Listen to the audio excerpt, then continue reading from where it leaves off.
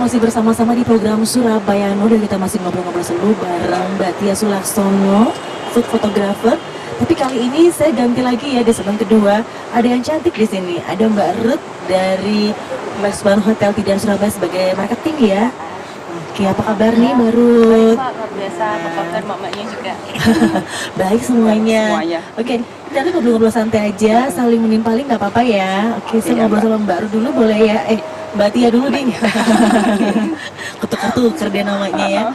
Oke Mbak Tia, ini balik lagi ya ke profesi sebagai seorang food photographer. Nah, ini sebenarnya kan profesinya unik sekali, menarik. Mungkin nggak semua orang itu ya itu tadi fokus ke profesi yang satu ini. Sebenarnya dari sisi marketingnya itu lebih bisa menjual nggak sih? Kalau misalnya dari kita masih pemula gitu ya, kan ada juga yang fotografer profesional itu kan biasanya kan dia foto-foto yang masang wedding gitu kan, yang lain-lainnya gitu. Dan kalau dari sisi seorang fotografer sendiri menjual nggak sih? Kalau food photographer sekarang malah menjual sekali Mbak. Jadi kalau kita lihat di Instagram itu kayak ya sebut saja lah ada Inici itu kan, itu dia sudah review makanan dari satu hotel ke hotel lain, ke restoran lain, mungkin banyak pernah tahu itu Inici itu. Dia ngehits banget dia. Ya itu jadi dia sekarang trennya fotografi memang ke arah food ya, ke arah food sama kopi. Itu istilahnya kita lagi gaul lah di situ. Jadi memang untuk saat ini memang menjual banget itu Mbak. Dari sisi marketing oke ya sebenarnya ya. Oke banget. Bisa masuk ke semua bidang sebenarnya ya. Seperti itu ya. Benar. Oh, oke. Itu. Jadi apa masalahnya kan kalau food itu kita bisa review hotel, bisa review restoran, bisa misalnya ada teman buka resto, minta tolong dong buat buku menu, itu aja sudah dapat itu. Atau kita udah di intern sendiri dari fotografi sendiri ya, itu kita ngadakan workshop, itu aja udah jual. Sekarang ATM-nya aja 250 misalnya segitu itu. Misalnya, itu kan sudah menjual kan Mbak. Oke, dari sisi mengcapture makanan, minuman, memang secara tidak langsung membantu marketing dan juga promosi ya, dari sisi hotel ataupun dari sisi resto-resto gitu ya.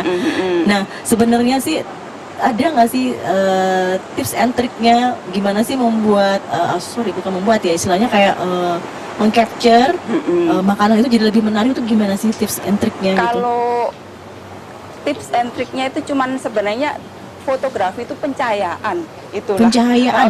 Kuncinya itu saja. Pencahayaan itu sebenarnya kuncinya. Kalau untuk styling apa itu kan tergantung selera ya Mbak ya.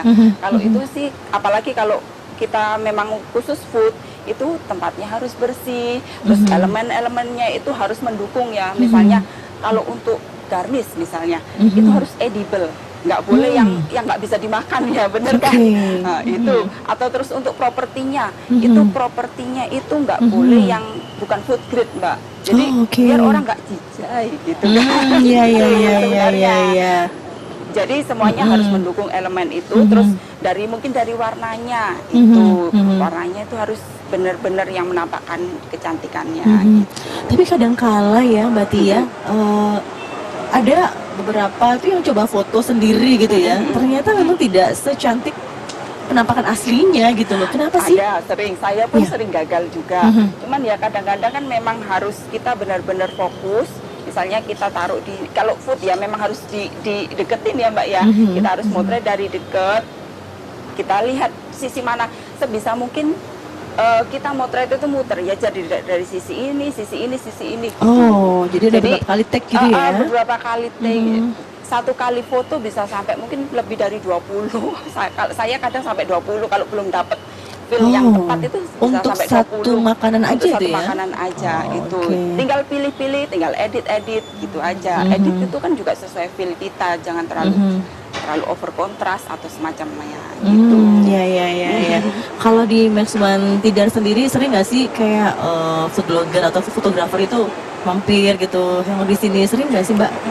Jadi kita sendiri memang selain kita memang undang beberapa, jadi selain itu kita memang banyak sih dari mereka tiba-tiba udah tag aja tuh ke Instagram kita.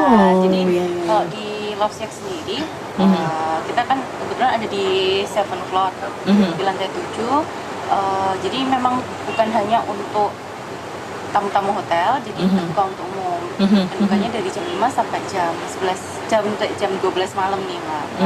Itu mereka banyak terus datang dan itu bahkan jauh lebih cantik-cantiknya daripada kalau kita sendiri anak foto nih. Oke, wow. Jadi malah banyak ya dari luar-luar tiba-tiba langsung ngepost, ngetek gitu ya. Jadi kita tinggal izin repost malah. Wow, luar biasa. Ini ngomong-ngomong tadi soal Love Shack ini ya di lantai 7. Tadi kan bukanya sore sampai malam ya. Setiap hari atau ada hari tertentu yang buka tutup Terus 7 kali 24 jam. 7 kali 24 jam ya. Dari jam 24 jam full ya. sampai jam 12 malam.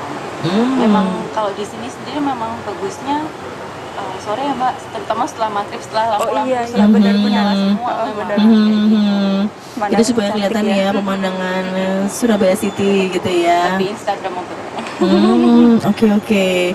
Nah, sebenarnya selain Love Shack tadi apa aja sih? Mungkin sempat disinggung tadi sama Pak Budi Sucana ya. Jadi sudah ada beberapa. Nah, mungkin kalau dari Barut sendiri yang paling istilahnya istimewa itu yang mana sih di antara kesekian ada di Hotel Baswal Tidar ini? kalau memang paling favorit kalau untuk anak-anak muda terutama sih kalau milenial terutama memang di Love Shack ini. Di Love Shack Jadi, ya.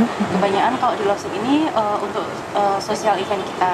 Jadi biasanya kalau ibu-ibu tuh arisan, terus ada bridal shower, baby shower, ataupun paling banyak sih 70% dari pengunjung di sini sih memang untuk sweet 70 seperti itu. Tapi kita juga bisa untuk wedding di sini.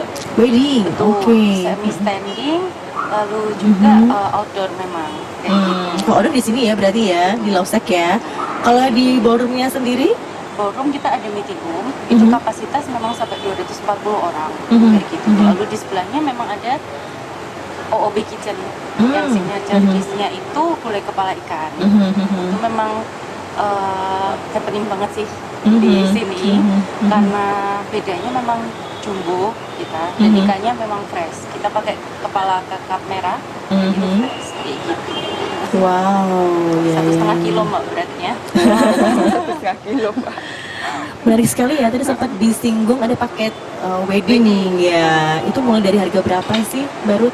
Kita ada yang di 20.500.000 sampai di 39.500.000 itu sudah sampai paket honeymoon-nya ke Bali, stay di Bali, tiketnya kita bayar juga kayak gitu. Untuk berapa orang itu?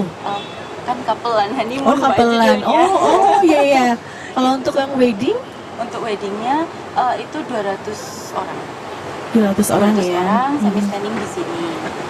Jadi lebih keren nanti kan pasti ada drone-nya juga. Tidak bisa lengkap semua ya, satu paket ya. Kalau paket sendiri kisaran harga berapa baru? Di 20.500.000 sampai 39.500.000. Oke. 200 orang, tinggal paketnya sih beda-beda. Ada yang MC, kursi juga. Kalau untuk meeting room sama juga ya? Atau ada special promo mungkin? Kalau meeting room pastinya sih beda, full day, half day kita bisa menyesuaikan. Jadi kayak untuk taste dari menunya coffee break juga kita semua dari dapur kita sendiri. Benar-benar fresh homemade dari kita. Iya. Jadi bisa ada special request sesuai dengan yang ada di list gitu ya. Jadi enggak, kan ada juga beberapa hotel tuh yang di outsource gitu ya. Kalau ini jadi sendiri ya. Dari sendiri. Setiap hari kita ganti dan itu termasuk untuk buffet breakfast kita itu ada di lantai 2 di OOB juga pagi jam 6 sampai jam 10 dan itu menunya kita sekarang lebih mengangkat untuk menu tradisional. Jadi ada Surabaya juga termasuk jajan pasar. Indonesian food ada, termasuk ASEAN-nya juga tetap lengkap. Lengkap sekali ya Mbak ya menunya ya. Harus dicoba. Udah mulai siap-siap nih Mbak Tia. Kalau Mbak Tia sendiri paling senang moto yang Indonesian food atau Western food atau yang bebas aja gitu? Bebas sih kalau saya. Bebas ya. Pokoknya dia menarik, fotogenik gitu aja. Ini Seneng. luar biasa ya istilah makanan fotogenik gitu. Fotogenik, Biasanya iya. kan kita nih yang fotogenik atau gimana gitu. Apa sih yang menurut Mbak Tia itu kriteria dari makanan yang fotogenik gitu? Ya biasanya sih mungkin dari ya kayak gulai kepala ikan itu tadi kan dari penampilannya gini kan udah ditata cantik, itu memang fotogenik cakep di foto gitu aja. Nggak ada kriteria khusus sih Mbak. Pokoknya kalau dilihat di kamera bagus aja itu kalau saya sih. Iya. Karena aku pernah juga ya baca-baca gitu. Kadang-kadang ada beberapa sentuhan-sentuhan di luar elemen-elemen yang benar-benar edible. Jadi misalnya kayak dibuat supaya bisa kelihatan warnanya tampak, menonjol. Ada sentuhan dikasih Itu spray biasanya apa kalau gitu. kalau untuk foto produk ya, itu biasanya kayak ayam itu biasanya dilapisin sesuatu gitu, apa biar tampak mengkilap kalau di iya, foto jadi gitu. glaze-nya. Terus kalau misalnya minuman tuh kan biar kelihatan bubblingnya itu kelihatan, jadi kayak seger gitu ya. Oke. Itu ada teknik khusus sih, Ada teknik memang khususnya efek ya. khusus itu. Tapi kalau dari Mbak Tia sendiri alami langsung on the spot, Rata-rata dipilih sih saya langsung sesuai gitu suka ya. alami lighting pun, kalau motret pun saya lebih suka alami kan, gitu. Jadi nggak pakai artificial lighting segala macam. Itu lebih rasanya lebih cantik aja di makanan. Dan itu juga jadi input yang bagus ya buat hotel, buat resto gitu ya. Wow, luar biasa. Event apa aja sih Mbak yang di Backsman Hotel yang paling hype gitu? Kalau hype kita sih punya pernah juga kita adain satu komunitas yang Komunitas ya. jadi kayak di sini kalau Sumba sekarang kan ada trennya Sumba tuh memang ya. Tapi kita tematik, jadi memang waktu itu ada pemenang untuk best dress code-nya seperti itu. Dan waktu itu untuk Halloween, jadi mereka serba gotik seperti itu. Oh iya. Jadi menyesuaikan momen-momen ya. Betul. Jadi kayak ada Halloween, terus kalau New Year's Eve pasti lah ya, hotel ya, pasti. Oke, Halloween ada lagi Mbak? Di sini Senin, Rabu, Sabtu kita ada live musik akustik. Di Love Shack-nya? Betul, di Love Shack-nya. Oke. Senin, Rabu, Sabtu. Tapi kalau untuk semisal di luar hari itu, kalau ada event kita bisa untuk musiknya. Oke. Luar biasa ya. Oke, Mbak Ruth, Mbak Tia, kita break sebentar. Sekali lagi terima kasih Mbak Ruth sudah join di segmen kedua, sudah ikut meramaikan Surabaya Now. Kita jeda sebentar ya, kita akan kembali lagi setelah yang satu ini. Dan pemirsa, kita akan balik lagi setelah jeda pariwara berikut, tetap di Surabaya Now.